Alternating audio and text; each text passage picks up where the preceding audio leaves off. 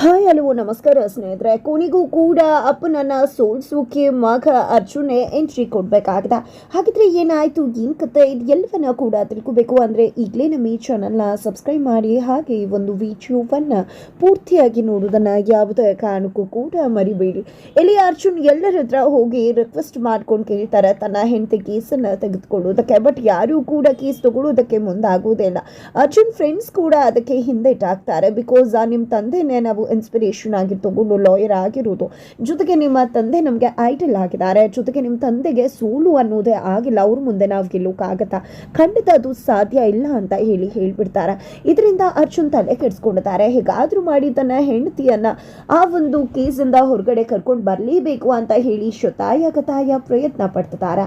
ಅತ್ತ ಕಡೆ ಜಿ.ಪಿ. ಪಾಟೀಲ್ ವಿರುದ್ಧವಾಗಿ ಯಾವುದಾದ್ರೂ ಲಾಯರ್ನ ನಿಲ್ಲಿಸಲೇಬೇಕಾಗಿದೆ. ಹಾಗಾಗಿ ಇಲ್ಲಿ ಭಾರ್ಗವಿ ತಂದೆ ಕೂಡ ರವೀಂದ್ರ ಭಟ್ಕಳ್ ಅವರು ಎಲ್ಲ ಲಾಯರ್ನ ಕೂಡ ಹೋಗಿದೆ ರಿಕ್ವೆಸ್ಟ್ ಮಾಡ್ಕೊತಿದ್ದಾರೆ.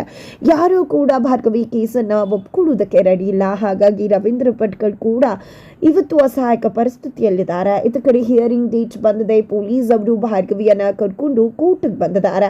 ಕೋರ್ಟ್ಗೆ ಬಂದಂತಹ ಭಾರ್ಗವಿ ಹತ್ರ ಹೋಗಿದ್ದೆ, ತಂದೆ ದಯವಿಟ್ಟು ನನ್ನ ಕ್ಷಮಿಸ್ಬಿಡು ಮಗಳೇ, ಯಾಕಂದ್ರೆ ನಾನು ಎಲ್ಲರ ಹತ್ರ ಕೂಡ ಹೋಗಿ ಕೇಳಿದೆ, ಬಟ್ ಯಾರು ಕೂಡ ಕೇಸನ್ನು ತೆಗೆದುಕೊಳ್ಳುವುದಕ್ಕೆ ಒಪ್ಕೋತಾ ಇಲ್ಲ.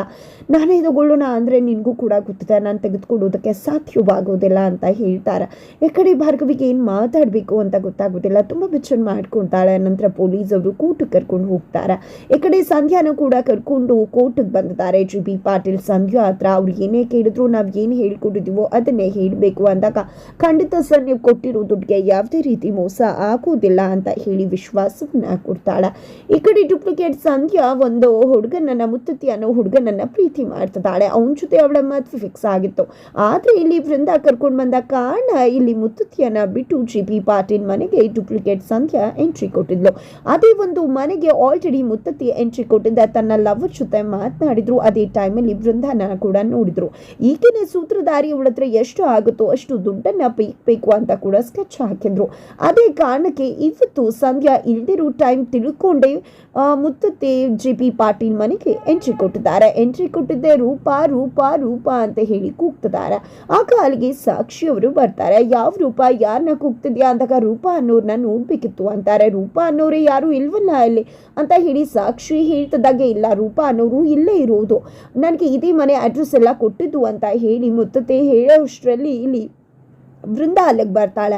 ಅಯ್ಯೋ ಚಿಕ್ಕತೆ, ಇವ್ನು ನನ್ನ ಫ್ರೆಂಡ್ ಗಂಡ, ನಾನು ಇವ್ರ ಜೊತೆ ಮಾತಾಡ್ತೀನಿ, ಅವ್ರು ನನ್ನನ್ನೇ ನೋಡೋಕೆ ಬಂದಿದ್ದಾರೆ ಅಂತ ಅನಿಸುತ್ತೆ ಅಂತ ವೃಂದ ಹೇಳಿದಾಗ, ಏನು ಮಾತಾಡ್ತಿದ್ಯಾ ವೃಂದ, ಇಂಥವ್ರೆಲ್ಲ ನಿನಗೆ ಫ್ರೆಂಡ್ಸಾ, ಸರಿ ಆಯಿತು ಬಿಡು, ಏನೋ ಫ್ರೆಂಡ್ಸ್ ಅಂತಿದ್ಯಾ, ಒಳಗಡೆ ಕೂರಿಸಿ ಮಾತಾಡೋದಲ್ವಾ ಅಂದಾಗ, ಇಲ್ಲ ಅವ್ರು ಸ್ವಲ್ಪ ಅರ್ಜುನ್ ಕೆಲಸದಲ್ಲಿದ್ದಾರೆ, ಹಾಗೆ ಮಾತಾಡಿಸಿ ಹೊರಗಡೆ ಕಳಿಸ್ಬಿಡ್ತೇನೆ ನಾನು ಅಂತ ಹೇಳಿ ವೃಂದ ಮುತ್ತತ್ತಿಯನ್ನ ಕರ್ಕೊಂಡು ಹೊರಗಡೆ ಬರ್ತಾರೆ. ಏನು ಮೇಡಮ್, ಒಳಗಡೆ ಅಷ್ಟು ದೊಡ್ಡ ಮನೆ ಇದೆ, ಇಲ್ಲೇ ಕರ್ಕೊಂಡು ಬಂದಿದ್ರಲ್ಲ, ಸರಿ ಆಯಿತು, ನನ್ನ ಸಂಧ್ಯಾ ರೂಪಾ ಎಲ್ಲಿ ಅಂದಾಗ, ನೀನು ರೂಪಾನ ಕರ್ಕೊಂಡು ಕೋರ್ಟ್ಗೆ ಹೋಗಿದ್ದಾರೆ, ನೀನು ಯಾಕೆ ಇಲ್ಲಿಗೆ ಬಂದಿದ್ಯಾ ಅಂದಾಗ, ಏನು ಮೇಡಮ್ ನನ್ನ ಮದುವೆ ಆಗಬೇಕಾಗಿತ್ತು, ನನ್ನ ಮದುವೆ ಆಗಬೇಕಾಗಿರೋ ಹುಡುಗಿನ ಇಲ್ಲಿ ಕರ್ಕೊಂಡು ಬಂದುಬಿಟ್ರೆ ನಾವು ಏನು ಮಾಡಬೇಕು ಅಂತ ಹೇಳಿ ಮುತ್ತತ್ತೆ ಕೇಳಿದಾಗ, ಸುಮ್ಮನೆ ಕರ್ಕೊಂಡು ಬಂದಿದ್ದೀವ, ದುಡ್ಡು ಕೊಡ್ತಾ ಇದ್ದೀವಲ್ವ ಅಂತ ವೃಂದ ಹೇಳ್ತಾರೆ. ನನಗೂ ಕೂಡ ಸ್ವಲ್ಪ ದುಡ್ಡು ಬೇಕಾಗಿತ್ತು, ಅದಕ್ಕೆ ಬಂದೆ, ಸ್ವಲ್ಪ ದುಡ್ಡು ಕೊಟ್ಬಿಡಿ ನಾನು ಹೋಗ್ಬಿಡ್ತೀನಿ ಅಂದಾಗ, ಏನು ಮಾತಾಡ್ತಿದ್ಯಾ, ನಾನು ಯಾಕೆ ನಿನಗೆ ದುಡ್ಡು ಕೊಡಬೇಕು, ಖಂಡಿತ ಸಾಧ್ಯ ಇಲ್ಲ, ಸಂಧ್ಯಾಗೆ ಡೂಪ್ಲಿಕೇಟ್ ಸಂಧ್ಯಾಗೆ ದುಡ್ಡು ಕೊಡ್ತೀವಲ್ವ ಅವಳ ಹತ್ರನೇ ಹಿಸ್ಕೊ ನೀನು ಅಂತ ಹೇಳ್ತಾರೆ. ಇಲ್ಲಿ ವೃಂದ, ಅದೆಲ್ಲ ಸಾಧ್ಯ ಆಗೋದಿಲ್ಲ ಮೇಡಮ್, ಪಾಪ ನನ್ನ ಡೂಪ್ಲಿಕೇಟ್ ಸಂಧ್ಯಾ ಗೊತ್ತೇ ಇಲ್ವಲ್ಲ, ತಾನು ಸತ್ತು ಹೋಗಿರೋ ಸಂಧ್ಯಾ ಪಾತ್ರನ ನಿರ್ವಹಿಸ್ತಿದ್ದೀನಿ ಅಂತ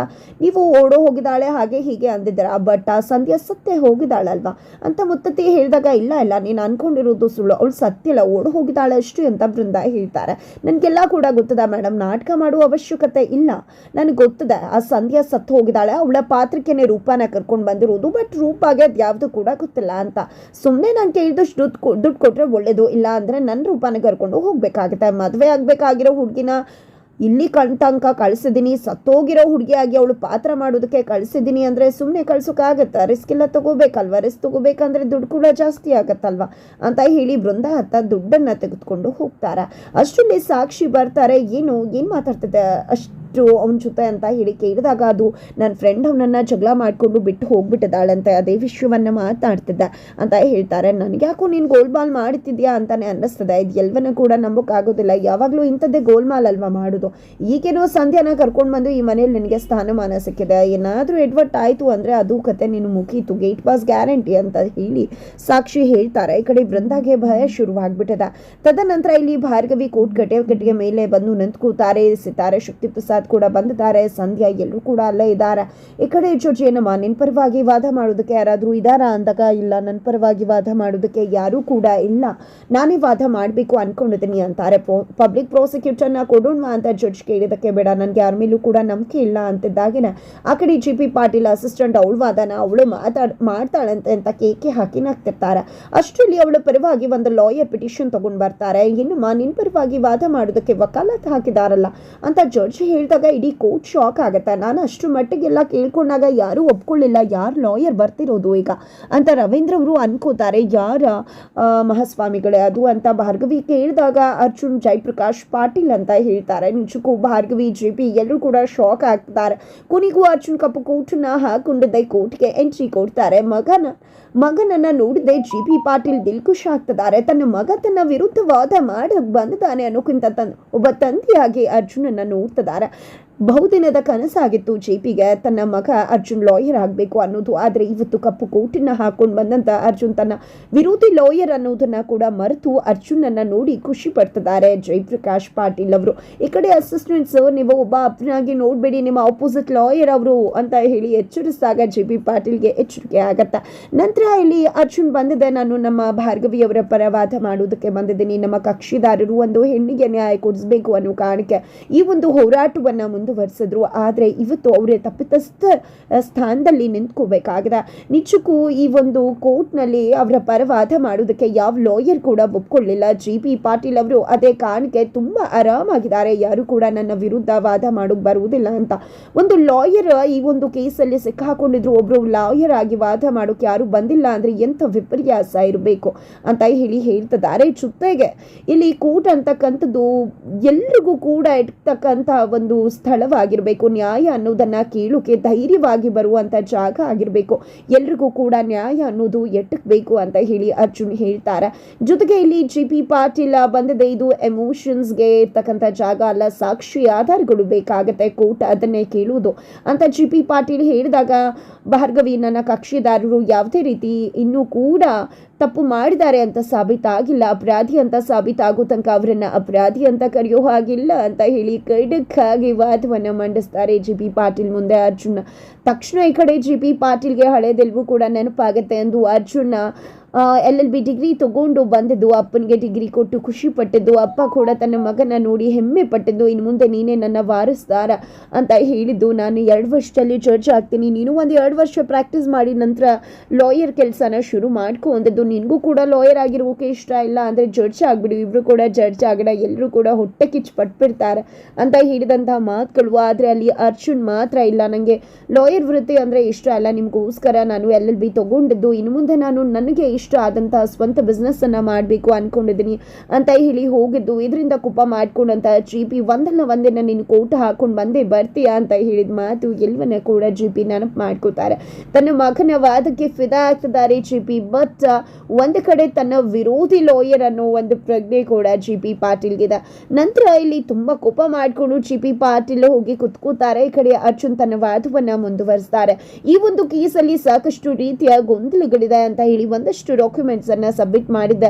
ಸಂಧ್ಯಾನ ಕಟಕಟೆ ಕರಿಬೇಕು ಅಂತ ಹೇಳಿ ಕಟಕಟೆ ಮೇಲೆ ಕರೆದು ನಿಲ್ಲಿಸ್ತಾರೆ. ನಂತರ ಸಂಧ್ಯಾನ ಒಂದಷ್ಟು ಪ್ರಶ್ನೆಗಳನ್ನ ಕೂಡ ಮಾಡ್ತಾರೆ. ನಿಮಗೆ ಭಾರ್ಗವಿ ಅವರೇ ಅಲ್ವಾ ದುಡ್ಡು ಕೊಟ್ಟು ಈ ರೀತಿ ಆಕ್ಟ್ ಮಾಡಬೇಕು ಅಂತ ಹೇಳಿದ್ದು, ಕೇಸ್ ಹಾಕಬೇಕು, ಬ್ಲಾಕ್ ಮೇಲ್ ಮಾಡಬೇಕು ಅಂತ ಹಿಡಿದು ಅಂದಾಗ ಹೌದು ಅಂತ ಹೇಳಿ ಡೂಪ್ಲಿಕೇಟ್ ಸಂಧ್ಯಾ ಹೇಳ್ತಿದ್ದಾಗೆ, ಹೌದಾ ಹಾಗಿದ್ರೆ ಅವತ್ತು ಕೂಡ ನೀವು ಸತ್ತು ಹೋಗಿದ್ರ ಅಂತ ಹೇಳಿ ನಾಟಕ ಮಾಡಬೇಕಿದ್ರೆ ಅಲ್ಲಿ ಸಂಧ್ಯಾ ಒಂದು DNA ಒಂದು ಸ್ಯಾಂಪಲನ್ನು ತೆಗೆದುಕೊಳ್ಳಾಯಿತು. ಆ ಒಂದು DNA ಸ್ಯಾಂಪಲ್ ಅಂತಕ್ಕಂಥದ್ದು ಈ ಸಂಧ್ಯಾಗೆ ಮ್ಯಾಚ್ ಆಗಬೇಕಾಗಿದೆ. ಹಾಗಾಗಿ DNA ಟೆಸ್ಟನ್ನು ಮಾಡಿಸ್ಬೇಕು ಅಂತ ಹೇಳಿ ಅರ್ಜುನ್ ಇಲ್ಲಿ ರಿಕ್ವೆಸ್ಟ್ ಮಾಡ್ಕೋತಾರೆ. ಅದನ್ನು ಕೋರ್ಟ್ ಕೂಡ ಸಮ್ಮತಿಸುತ್ತೆ. ಈ ಕಡೆ ಸಂಧ್ಯಾಗೆ GP ಪಾಟೀಲ್ಗೆ ಭಯ ಶುರುವಾಗಿದೆ.